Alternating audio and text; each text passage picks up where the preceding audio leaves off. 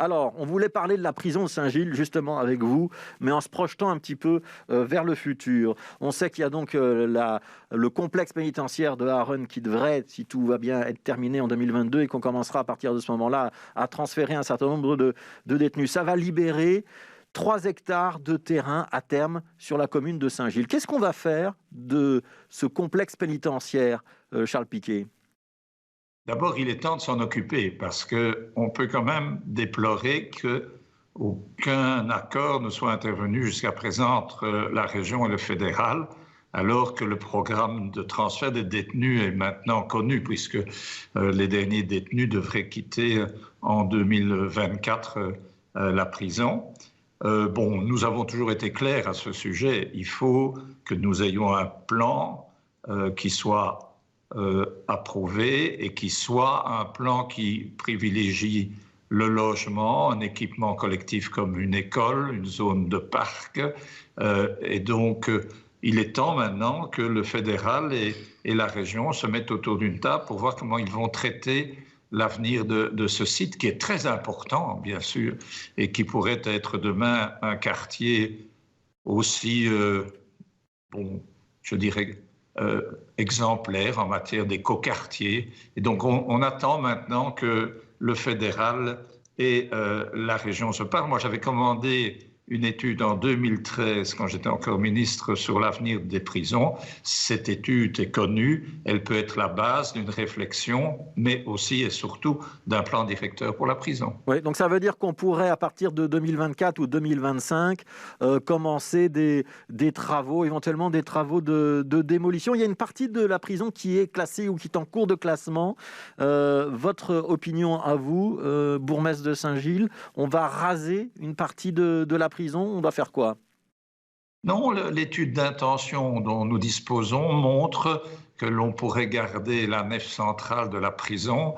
Tout le monde ne connaît pas la configuration de la prison de Saint-Gilles, mais c'est une prison en étoile, quoi, si vous voulez. Il y a 5 branches, hein, si je ne me trompe pas. Voilà. Dans les branches pourraient servir notamment à devenir des logements. Il suffirait de modifier la façade chaque fois de chaque branche, mais nous avons là une réserve foncière exceptionnelle en matière de logement et d'équipement collectif. Ouais, ça veut dire qu'on peut construire des centaines, voire des milliers de logements sur ce site?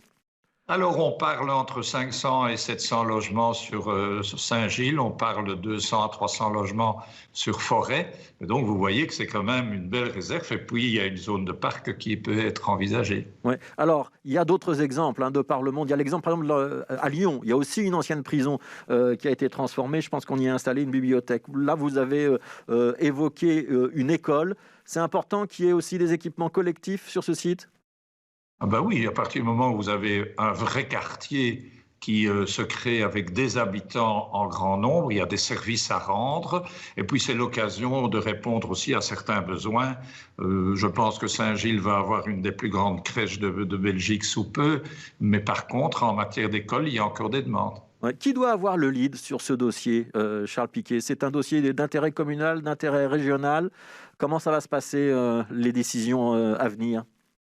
D'abord, il faut savoir que la prison appartient à l'État fédéral. Donc, il faut que l'État fédéral dise ce qu'il entend faire. Il y avait encore un doute sur le fait que peut-être une partie de détenus serait gardée sur Saint-Gilles dans une sorte de maison de détention, mais ça, c'est fini. Et donc, on sait maintenant que le fédéral va totalement désinvestir les lieux. Alors, est-ce qu'il vend à la région? Est-ce qu'il lance lui-même, le fédéral, un appel au marché pour chercher un partenaire? Eh bien, tout ça doit être discuté entre la région et le fédéral et il est grand temps que ça se passe. Ouais. Est-ce que vous aurez des exigences? Est-ce que, par exemple, on peut construire sur ce site d'autres bâtiments? Si on le fait, quel est le gabarit qu'on pourra avoir? S'il y a des logements, est-ce qu'il faut une part de logements privés, une part de logements sociaux? Est-ce qu'il y a déjà un cahier des charges ou en tout cas un cahier de revendication de la commune? Oui, puisque c'est dans notre accord de majorité où on a défini un certain nombre de choses. Je vous les ai résumées tantôt. C'est surtout le logement qui devrait dominer. Et alors, il n'est pas question, puisqu'on est sur une crête, il faut savoir que nous sommes sur une crête du bassin bruxellois.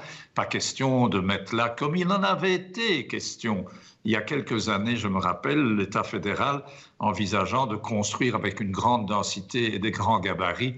Il n'en est pas question, évidemment, il faut s'adapter aux gabarits du quartier. Ça veut dire qu'il n'y aura pas d'immeuble plus haut que ce qui existe aujourd'hui? Bon, ça va, on a déjà une tour sur la place Albert qui est une horreur, donc ça suffit.